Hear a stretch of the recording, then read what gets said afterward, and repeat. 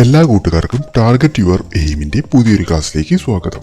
ഇന്നത്തെ ക്ലാസ്സിൽ നമ്മൾ പഠിക്കാൻ പോകുന്നത് ലോകസഭാ സ്പീക്കറെ കുറിച്ചാണ്. അപ്പോൾ നമുക്ക് ക്ലാസ്സിലേക്ക് കടക്കാം. 2024 ജൂണിൽ തുടർച്ചയായി രണ്ടാം തവണയും ലോകസഭാ സ്പീക്കറായി തിരഞ്ഞെടുക്കപ്പെട്ടതാര്? ഓം ബിർള. 18ാം ലോകസഭയിലേക്കാണ് ഓം ബിർളയെ തിരഞ്ഞെടുത്തത്. ആരാണ് 18ാം ലോകസഭയിലെ പ്രോടൈം സ്പീക്കർ? ഭർതൃഹരി മഹബൂബ്. ഒഡീഷയിലെ കട്ടക്കിൽ നിന്നുള്ള MP ആണ് ഭർതൃഹരി മഹബൂബ്. ഇന്ത്യൻ ഭരണഘടനയുടെ ഏത് ആർട്ടിക്കിൾ പ്രകാരം സൃഷ്ടിക്കപ്പെട്ട ഒരു ഭരണഘടനാപരമായ സ്ഥാനമാണ് ലോകസഭാ സ്പീക്കർ പദവി? ആർട്ടിക്കിൾ 93. 1919 ഗവൺമെന്റ് ഓഫ് ഇന്ത്യ ആക്ടിന്റെ വ്യവസ്ഥകൾക്ക് കീഴിലാണ് ചെയർമാനും ഡെപ്യൂട്ടി ചെയർമാനുമായുള്ള ഓഫീസ് 1921 ഇന്ത്യ ആരംഭിച്ചത്. 1921 മുമ്പ് ഇന്ത്യൻ ഗവർണർ ജനറലായിരുന്നു കേന്ദ്ര നിയമനിർമ്മാണ സമിതിയുടെ അധ്യക്ഷൻ. 1935 ഗവൺമെന്റ് ഓഫ് ഇന്ത്യ ആക്ട് പ്രകാരം അതിന്റെ പേര് സ്പീക്കർ, ഡെപ്യൂട്ടി സ്പീക്കർ എന്നാക്കി മാറ്റി. ഇന്ത്യയിൽ ലോകസഭാ സ്പീക്കർ, ഡെപ്യൂട്ടി സ്പീക്കർ എന്നീ പദവികൾ നിലവിൽ വന്നത് government of India act 1990. 1919 government of India ആക്ടിന്റെ വ്യവസ്ഥകൾക്ക് കീഴിലാണ് 1921 ഇന്ത്യയിലെ പ്രസിഡന്റ്, വൈസ് പ്രസിഡന്റ് സ്ഥാനം ഉദ്ഭവിച്ചത്. ഇത് മോണ്ടൻകൈസ് ഫോർഡ് പരിഷ്കാരങ്ങൾ എന്നും അറിയപ്പെടുന്നുണ്ട്. സ്വതന്ത്ര ഇന്ത്യയിലെ ആദ്യ ലോകസഭാ സ്പീക്കർ ആര്? GV മാവലങ്കർ. സ്വതന്ത്ര ഇന്ത്യയിലെ ആദ്യ ഡെപ്യൂട്ടി സ്പീക്കർ ആര്? അനന്തശയനം അയ്യങ്കാർ. ഇന്ത്യയിൽ ലോകസഭാ സ്പീക്കർ, ഡെപ്യൂട്ടി സ്പീക്കർ എന്നീ തസ്തികകൾ സൃഷ്ടിച്ചത് എപ്പോഴാണ്? 1921. ലോകസഭാ സ്പീക്കറായി ഏറ്റവും കൂടുതൽ കാലം പ്രവർത്തിച്ച വ്യക്തി ആര്? ബൽറാം ജാവർ. ലോകസഭാ സ്പീക്കർമാരിൽ തന്റെ ഭരണകാലത്ത് ലോകസഭയിൽ നിന്നും രാജിവെച്ചവർ ആരൊക്കെ? നീലം സഞ്ജീവ് റെഡ്ഡി, ഗുർവിയൻ സിംഗ് ധില്ലൻ. പ്രതിപക്ഷ പാർട്ടിയുടെ നേതാവിനെ പ്രതിപക്ഷ നേതാവായി അംഗീകരിക്കാൻ എത്ര സീറ്റുകൾ വേണം? 10ൽ 1 സീറ്റുകൾ വേണം. അതായത് ഏറ്റവും കുറഞ്ഞത് 55 സീറ്റുകൾ. സഭയിലെ മൊത്തം സീറ്റുകളുടെ 10ൽ 1 കുറയാത്ത ഏറ്റവും വലിയ പ്രതിപക്ഷ പാർട്ടിയുടെ നേതാവാണ് പ്രതിപക്ഷ നേതാവ്. ലോകസഭയിലെ ആദ്യ വനിതാ സെക്രട്ടറി ജനറലായി നിയമിതയായത് ആര്? സ്നേഹലത ശ്രീവാസ്തവ. ലോകസഭയിലെ ആദ്യ ഗോത്രവർഗ സ്പീക്കർ ആരായിരുന്നു? PA സംഗ്മ. ലോകസഭയിലെ സ്പീക്കർ ആയ ശേഷം പിന്നീട് ഇന്ത്യയുടെ രാഷ്ട്രപതി ആയത് ആര്? നീലം സഞ്ജീവ് റെഡ്ഡി. 1977 മുതൽ 1982 വരെ ഇന്ത്യയുടെ 6ാമത്തെ രാഷ്ട്രപതിയായിരുന്നു നീലം സഞ്ജീവ് റെഡ്ഡി. 1967 1977 ഇദ്ദേഹം ഇന്ത്യയുടെ ലോകസഭാ സ്പീക്കർ ആയി തെരഞ്ഞെടുത്തിട്ടുണ്ട്. ആരാണ് സ്പീക്കർക്ക് സത്യവാങ്മൂലം ചൊല്ലിക്കൊടുക്കുന്നത്? ആരും ഇല്ല. സ്പീക്കർക്ക് ആരും സത്യവാങ്മൂലം ചൊല്ലിക്കൊടുക്കുന്നില്ല. സ്പീക്കറെ സ്ഥാനത്തു നിന്ന് നീക്കാൻ ഭരണഘടനയുടെ ഏത് അനുച്ഛേദമാണ് വ്യവസ്ഥ ചെയ്യുന്നത്? ആർട്ടിക്കിൾ 94. ഭരണഘടനയുടെ ആർട്ടിക്കിൾ 94 ലോകസഭയുടെ സ്പീക്കറുടെയും ഡെപ്യൂട്ടി സ്പീക്കറുടെയും ഒഴിവ്, രാജി അല്ലെങ്കിൽ നീക്കം എന്നിവ പ്രതിപാദിക്കുന്നു. ലോകസഭയുടെ അധ്യക്ഷൻ ആരാണ്? ലോകസഭ സ്പീക്കർ. സ്പീക്കറോ ഡെപ്യൂട്ടി സ്പീക്കറോ ലഭ്യമല്ലെങ്കിൽ പാർലമെന്റിന്റെ സംയുക്ത സമ്മേളനത്തിൽ അധ്യക്ഷൻ ആരാണ്? രാജ്യസഭയുടെ ഡെപ്യൂട്ടി ചെയർമാൻ. സ്പീക്കറുടെ അഭാവത്തിൽ ലോകസഭ ഡെപ്യൂട്ടി സ്പീക്കർ അധ്യക്ഷനാവും. അദ്ദേഹത്തിന്റെ അഭാവത്തിൽ രാജ്യസഭ ഡെപ്യൂട്ടി സ്പീക്കറുടെ നേതൃത്വത്തിലാണ് യോഗം. ഇന്ത്യൻ ഭരണഘടനയുടെ ആർട്ടിക്കിൾ 108 പാർലമെന്റിന്റെ ഇരു സഭകളുടെയും സംയുക്ത സമ്മേളനം അനുവദിക്കുന്നു. ലോകസഭയുടെ മുഖ്യ വക്താവ് ആരാണ്? ലോകസഭ സ്പീക്കർ. പാർലമെന്റിന്റെ ഇരു സഭകളും തമ്മിൽ സ്തംഭനാവസ്ഥയുണ്ടായാൽ ഇരു സഭകളുടെയും സംയുക്ത സമ്മേളനത്തിൽ അധ്യക്ഷൻ ആരാണ്? ലോകസഭാ സ്പീക്കർ. പാർലമെന്റിന്റെ സംയുക്ത സമ്മേളനം വിളിച്ചു കൂട്ടുന്നത് രാഷ്ട്രപതിയാണ്. ലോകസഭാ സ്പീക്കർ അല്ലെങ്കിൽ അദ്ദേഹത്തിന്റെ അഭാവത്തിൽ ലോകസഭയുടെ ഡെപ്യൂട്ടി സ്പീക്കർ അല്ലെങ്കിൽ അദ്ദേഹത്തിന്റെ അഭാവത്തിൽ രാജ്യസഭയുടെ ഡെപ്യൂട്ടി ചെയർമാനായിരിക്കും അധ്യക്ഷൻ. ലോകസഭയുടെ സെക്രട്ടറി ജനറലിനെ ആരാണ് നിയമിക്കുക? സ്പീക്കർ. ലോകസഭാ സ്പീക്കർ ആരോടാണ് തന്റെ രാജിയെ അഭിസംബോധന ചെയ്യുന്നത്? ലോകസഭയുടെ ഡെപ്യൂട്ടി സ്പീക്കർ. ബ്രിട്ടീഷ് പാരമ്പര്യമനുസരിച്ച് ആദ്യമായി പാർട്ടിയിൽ നിന്ന് രാജിവെച്ച ലോകസഭാ സ്പീക്കർ ആരാണ്? നീലം സഞ്ജീവ് റെഡ്ഡി. പ്രോട്ടേം സ്പീക്കറിലെ പ്രോട്ടേം എന്ന വാക്ക് ഏത് ഭാഷയിൽ നിന്നാണ്? ലാറ്റിൻ. പ്രോ ടെമ്പോർ എന്ന ലാറ്റിൻ പദത്തിന്റെ ചുരുക്കമാണ് പ്രോട്ടേം. അതിനർത്ഥം കുറച്ചു സമയത്തേക്ക് എന്നതാണ്. സഭയിലെ ഒരു അംഗത്തോട് സംസാരിക്കുന്നത് നിർത്താനും മറ്റൊരു അംഗത്തോട് സംസാരിക്കാനും സ്പീക്കർക്ക് ആവശ്യപ്പെടാം. ഈ നടപടിക്രമത്തെ എന്താണ് വിളിക്കുന്നത്? yielding the floor. ലോകസഭാ സ്പീക്കറുടെ കാലാവധി എത്രയാണ്? 5 വർഷം. ലോകസഭയുടെ താൽക്കാലിക സ്പീക്കറെ നിയമിക്കുന്നത് ആരാണ്? ഇന്ത്യൻ പ്രധാനമന്ത്രി. സ്പീക്കർ എപ്പോഴാണ് കാസ്റ്റിംഗ് വോട്ട് വിനിയോഗിക്കുക? വോട്ടുകൾ തുല്യമാകുമ്പോൾ. ഇന്ത്യൻ ഭരണഘടന പ്രകാരം ആർട്ടിക്കിൾ 100 സബ്സെഷൻ 1 പ്രകാരം ഒരു വിഷയവുമായി ബന്ധപ്പെട്ട് നടക്കുന്ന വോട്ടിംഗിൽ വോട്ട് പക്ഷവും പ്രതിപക്ഷവും തമ്മിൽ തുല്യമായ സാഹചര്യം ഉണ്ടാകുമ്പോൾ ലോകസഭാ സ്പീക്കർ കാസ്റ്റിംഗ് വോട്ട് ഉപയോഗിക്കുന്നു. ലോകസഭയിൽ കോറം തികയാതെ വന്നാൽ സ്പീക്കർക്ക് എന്തു ചെയ്യാൻ കഴിയും? സെഷൻ മാറ്റിവെക്കുക. ലോകസഭയുടെ സ്പീക്കറെയും ഡെപ്യൂട്ടി സ്പീക്കറെയും നിയമിക്കാൻ ഇന്ത്യൻ ഭരണഘടനയുടെ ഏത് ആർട്ടിക്കിൾ വ്യവസ്ഥ ചെയ്യുന്നു? ആർട്ടിക്കിൾ 93. 1977 ഏത് തസ്തികയുടെ ശമ്പളവും അലവൻസും നിശ്ചയിക്കുന്നതിനുള്ള ഒരു നിയമം പാസാക്കിയത്? പാർലമെന്റിന്റെ പ്രതിപക്ഷ നേതാവ്. ആരുടെ നേരിട്ടുള്ള മേൽനോട്ടത്തിലാണ് ലോകസഭ സെക്രട്ടേറിയറ്റ് പ്രവർത്തിക്കുന്നത്? ലോകസഭാ സ്പീക്കർ. ഏത് സാഹചര്യത്തിലാണ് ലോകസഭാ സ്പീക്കറെ ആ സ്ഥാനത്ത് നിന്ന് പുറത്താക്കാൻ കഴിയുക? ലോകസഭയിലെ അന്നത്തെ എല്ലാ അംഗങ്ങളുടെയും ഭൂരിപക്ഷമായി പാസാക്കിയ പ്രമേയത്തിലൂടെ. 1921 മുമ്പ് ലോകസഭയിൽ അധ്യക്ഷൻ ആരായിരുന്നു?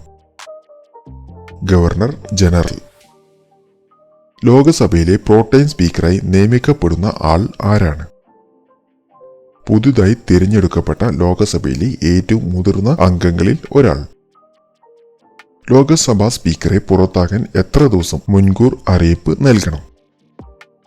14 ദിവസം. സാധാരണയായി ലോകസഭയുടെ കാലാവധിയിൽ സ്പീക്കർ ഓഫീസിൽ തുടരും. എന്നിരുന്നാലും ഇനി പറയുന്ന വ്യവസ്ഥകളിൽ സ്പീക്കർക്ക് ആദ്യം ഓഫീസ് ഒഴിയേണ്ടി വന്നേക്കാം. ഒന്നാമത്തേത്, അദ്ദേഹം ലോകസഭ അംഗമാകുന്നത് അവസാനിപ്പിച്ചാൽ. രണ്ടാമത്തേത്, ഡെപ്യൂട്ടി ചെയർമാന് കത്തെഴുതി രാജിവെച്ചാൽ. 14 ദിവസത്തെ മുൻകൂർ അറിയിപ്പ് നൽകിയതിനു ശേഷം മാത്രമേ അത്തരമൊരു നിർദ്ദേശം നിർദ്ദേശിക്കാൻ കഴിയൂ. ഇന്ത്യൻ പാർലമെന്റിന്റെ പബ്ലിക് കമ്മിറ്റിയുടെ ചെയർമാനെ നാമനിർദ്ദേശം ചെയ്യുന്നത് ആര്? ലോകസഭാ സ്പീക്കർ. പാർലമെന്റിലെ ലോകസഭയുടെ ഭരണഘടനാപരവും ഔപചാരികവുമായ തലവനാര്? ലോകസഭാ സ്പീക്കർ. ഒരു ബിൽ മണി ബില്ലാണോ അല്ലയോ എന്ന് തീരുമാനിക്കാനുള്ള ഏകവും അന്തിമവുമായ അധികാരം ആർക്കാണ് ഉള്ളത്? ലോകസഭാ സ്പീക്കർ. ആർട്ടിക്കിൾ 110 അനുസരിച്ച് ഒരു ബിൽ മണി ബില്ലാണോ അല്ലയോ എന്ന് എന്തെങ്കിലും ചോദ്യം ഉയർന്നാൽ സ്പീക്കറുടെ തീരുമാനം അന്തിമമാണ്. ലോകസഭ പാസാക്കിയതും രാജ്യസഭയിലേക്ക് കൈമാറിയതുമായ പണം ബിൽ ലഭിച്ച തീയതി മുതൽ 14 ദിവസത്തിനുള്ളിൽ തിരികെ നൽകേണ്ടതുണ്ട്. ഭരണഘടനയുടെ ഏത് ആർട്ടിക്കിൾ പ്രകാരം പാർലമെന്റിന്റെ ഇരു സഭകളുടെയും സംയുക്ത സമ്മേളനത്തിൽ ലോകസഭാ സ്പീക്കർ അധ്യക്ഷനാകും? ആർട്ടിക്കിൾ 108. ഇന്ത്യൻ ഭരണഘടനയുടെ ആർട്ടിക്കിൾ 108 അനുസരിച്ച് രാഷ്ട്രപതിയാണ് പാർലമെന്റിന്റെ സംയുക്ത സമ്മേളനം വിളിക്കുന്നത്. അദ്ദേഹത്തിന്റെ അഭാവത്തിൽ ലോകസഭയുടെ സ്പീക്കർ അല്ലെങ്കിൽ ലോകസഭയുടെ ഡെപ്യൂട്ടി സ്പീക്കർ അല്ലെങ്കിൽ അദ്ദേഹത്തിന്റെ അഭാവത്തിൽ രാജ്യസഭയുടെ ഡെപ്യൂട്ടി സ്പീക്കർ ആണ് ഇതിന്റെ അധ്യക്ഷൻ. ആരുടെ അഭ്യർത്ഥന പ്രകാരമാണ് സ്പീക്കർക്ക് സഭയുടെ രഹസ്യ മീറ്റിംഗ് അനുവദിക്കാം? സഭാ നേതാവിന്റെ അഭ്യർത്ഥന പ്രകാരം ഒരു രഹസ്യയോഗം അനുവദിക്കാൻ സ്പീക്കർക്ക് അധികാരമുണ്ട്. ഈ രഹസ്യയോഗത്തിൽ സ്പീക്കറുടെ അനുമതിയില്ലാതെ ആർക്കും സഭയിൽ ഹാജരാകാൻ കഴിയില്ല. ആരാണ് ലോകസഭയുടെ പ്രിസൈഡിംഗ് ഓഫീസർ? ലോകസഭാ സ്പീക്കർ. ആരാണ് ലോകസഭയിലെ ആദ്യ സ്പീക്കർ? ഗണേഷ് വസുദേവ് മവലങ്കർ. ഏത് സ്പീക്കർക്ക് എതിരെയാണ് ആദ്യമായി ലോകസഭയിൽ അവിശ്വാസ പ്രമേയം അവതരിപ്പിച്ചത്? GV മാവലങ്കർ. 1954 ഡിസംബർ 18 ലോകസഭയിലെ ആദ്യ സ്പീക്കറായ GV മാവലങ്കറിന് എതിരെ അവിശ്വാസ പ്രമേയം കൊണ്ടുവന്നെങ്കിലും ഈ നിർദ്ദേശം പാസാക്കിയില്ല. ലോകസഭയുടെ ആദ്യത്തെ ഡെപ്യൂട്ടി സ്പീക്കർ ആരാണ്? M ആനന്ദശയനം അയ്യങ്കാർ. 1952 മുതൽ 1956 വരെ ആയിരുന്നു സേവനം അനുഷ്ഠിച്ചത്. ലോകസഭയിലെ രണ്ടാമത്തെ സ്പീക്കറായും അദ്ദേഹം സേവനം അനുഷ്ഠിച്ചിട്ടുണ്ട്. ലോകസഭയിലെ ആദ്യ വനിതാ സ്പീക്കർ ആരാണ്? മീര കുമാർ. 2009 മുതൽ 2014 വരെ ലോകസഭയിലെ 15ാമത്തെ സ്പീക്കറായിരുന്നു മീര കുമാർ. ലോകസഭയിലെ രണ്ടാമത്തെ വനിതാ സ്പീക്കർ ആരാണ്? സുമിത മഹാരാജൻ. 2014 മുതൽ 2019 വരെ ലോകസഭയിലെ 16ാമത്തെ സ്പീക്കറായിരുന്നു സുമിത മഹാരാജൻ. ആരാണ് ലോകസഭാ സ്പീക്കറെ തെരഞ്ഞെടുക്കുന്നത്? ലോകസഭയിലെ അംഗങ്ങൾ. ലോകസഭയിൽ സ്പീക്കറെയും ഡെപ്യൂട്ടി സ്പീക്കറെയും അവരുടെ അംഗങ്ങളിൽ നിന്ന് തെരഞ്ഞെടുക്കുന്നത് സഭയിൽ ഹാജരാകുന്ന അംഗങ്ങളുടെ കേവല ഭൂരിപക്ഷവും വോട്ടും ചെയ്യുന്നതുമാണ്. സ്പീക്കറെ തെരഞ്ഞെടുക്കുന്ന തീയതി രാഷ്ട്രപതിയാണ് നിശ്ചയിക്കുന്നത്. ലോകസഭാ സ്പീക്കറുടെ ശമ്പളവും അലവൻസും നിശ്ചയിക്കുന്നത് ആരാണ്? പാർലമെന്റ് അംഗങ്ങളുടെ ശമ്പളം നിയന്ത്രിക്കുന്നതും പാർലമെന്റ് അംഗങ്ങളുടെ ശമ്പളവും അലവൻസുകളും 1954 പെൻഷൻ നിയമവും ഇതിന് കീഴിലുള്ള ചട്ടങ്ങളും അനുസരിച്ചാണ്. ഏത് ഫണ്ടിൽ നിന്നാണ് ലോകസഭാ സ്പീക്കർക്ക് ശമ്പളം നൽകുന്നത്? Consolidated fund of India. Indian ഭരണഘടനയുടെ ആർട്ടിക്കിൾ 266 സബ്സെക്ഷൻ 1 ഇന്ത്യയുടെ കൺസോളിഡേറ്റഡ് ഫണ്ട് നൽകുന്നു. ഈ ഫണ്ടിൽ നിന്നാണ് സർക്കാർ അതിന്റെ എല്ലാ ചെലവുകളും വഹിക്കുന്നത്. ഈ ഫണ്ടിൽ നിന്ന് പണം പിൻവലിക്കാൻ സർക്കാരിന് പാർലമെന്റിന്റെ അനുമതി ആവശ്യമാണ്. മുൻഗണനാ ക്രമത്തിൽ ലോകസഭാ സ്പീക്കർ എത്രാമത്തെ സ്ഥാനത്ത് ആണ് ഉള്ളത്? 6ാം സ്ഥാനത്ത്. ഒന്നാമത്തത് ഇന്ത്യൻ പ്രസിഡന്റ്, രണ്ടാമത്തത് ഇന്ത്യയുടെ ഉപരാഷ്ട്രപതി, മൂന്നാമത് ഇന്ത്യയുടെ പ്രധാനമന്ത്രി, നാലാമത് ഇന്ത്യയുടെ എല്ലാ സ്റ്റേറ്റുകളുടെയും ഗവർണർമാർ, അഞ്ചാമത് ഇന്ത്യയുടെ മുൻ രാഷ്ട്രപതിമാർ, ആറാമത് ലോകസഭാ സ്പീക്കറും ഇന്ത്യയുടെ ചീഫ് ജസ്റ്റിസുമാണ്. ലോകസഭയിലേക്ക് പുതുതായി തെരഞ്ഞെടുക്കപ്പെട്ട അംഗങ്ങൾ സത്യവാചകം ചൊല്ലിക്കൊടുക്കുന്നത് ആരാണ്? ലോകസഭയിലെ പ്രോട്ടം സ്പീക്കർ. പ്രോട്ടം സ്പീക്കർക്ക് ആരാണ് സത്യവാചകം ചൊല്ലിക്കൊടുക്കുന്നത്? ഇന്ത്യയുടെ രാഷ്ട്രപതി. രാഷ്ട്രപതി പ്രോട്ടം സ്പീക്കറെ നിയമിക്കുന്നത് അദ്ദേഹത്തിന്റെ സത്യവാചകം ചൊല്ലിക്കൊടുക്കുകയും ചെയ്യുന്നു. 17 ലോകസഭയുടെ പ്രോട്ടം സ്പീക്കറായി തെരഞ്ഞെടുക്കപ്പെട്ടത് ആര്? വീരേന്ദ്ര കുമാർ. സ്പീക്കർക്ക് പ്രതിമാസം എത്ര ശമ്പളം ലഭിക്കും? 4 ലക്ഷം. ലോകസഭയിലെ സ്പീക്കറുടെയും ഡെപ്യൂട്ടി സ്പീക്കറുടെയും ഓഫീസുകൾ ഒഴിഞ്ഞു കൊടുക്കുകയാണെങ്കിൽ ആരാണ് സഭയുടെ സിറ്റിംഗുകൾ നേതൃത്വം നൽകുന്നത്? പ്രസിഡന്റ് നാമനിർദ്ദേശം ചെയ്യുന്ന ഒരു അംഗം. ലോകസഭയുടെ ബിസിനസ് ഉപദേശക സമിതിയെ നയിക്കുന്നത് ആരാണ്? ലോകസഭാ സ്പീക്കർ. 1952 ജൂലൈ 14 ലോകസഭയുടെ ബിസിനസ് ഉപദേശക സമിതി ആദ്യമായി നിലവിൽ വന്നു. കമ്മിറ്റിയുടെ എക്സ് ഒഫീഷ്യോ ചെയർമാനായി പ്രവർത്തിക്കുന്ന ലോകസഭാ സ്പീക്കർ ഉൾപ്പെടെ 15 അംഗങ്ങൾ ഇതിൽ ഉൾപ്പെടുന്നു. അംഗങ്ങളെ സ്പീക്കർ നാമനിർദ്ദേശം ചെയ്യുന്നു. ഇന്ത്യൻ ഭരണഘടനയുടെ 10ാം ഷെഡ്യൂൾ പ്രകാരം ലോകസഭയിലെ ഏതെങ്കിലും അംഗത്തെ അയോഗ്യനാക്കുന്നതുമായി ബന്ധപ്പെട്ട ഏത് വിഷയത്തിലും അന്തിമ തീരുമാനം എടുക്കുന്നത് ആരാണ്? ലോകസഭാ സ്പീക്കർ. ലോകസഭാ സ്പീക്കറെ ആർക്ക് നീക്കാൻ കഴിയും? ലോകസഭ പാസാക്കിയ പ്രമേയം. ഇന്ത്യൻ ഭരണഘടനയുടെ ആർട്ടിക്കിൾ 94 പ്രകാരം സഭയുടെ വ്യക്തമായ ഭൂരിപക്ഷത്തിൽ പാസാക്കിയ പ്രമേയത്തിലൂടെ സ്പീക്കറെ പുറത്താക്കാം. 1951 ജനപ്രതിനിധിത്വ നിയമത്തിലെ 7-8 വകുപ്പുകൾ പ്രകാരം ലോകസഭയിൽ അംഗമാകുന്നതിൽ നിന്നും അയോഗ്യനാക്കപ്പെട്ടതിന്റെ പേരിൽ സ്പീക്കറെയും നീക്കം ചെയ്യുന്നു. ലോകസഭാ സ്പീക്കറുടെ ഓഫീസ് ഒഴിഞ്ഞു കിടക്കുമ്പോൾ ആ ഓഫീസിന്റെ ചുമതലകൾ ലോകസഭയുടെ ഡെപ്യൂട്ടി സ്പീക്കർക്ക് നിർവഹിക്കേണ്ടതാണ്. അത് ഏത് ആർട്ടിക്കിളിലാണ് പരാമർശിക്കുന്നത്? ആർട്ടിക്കിൾ 95.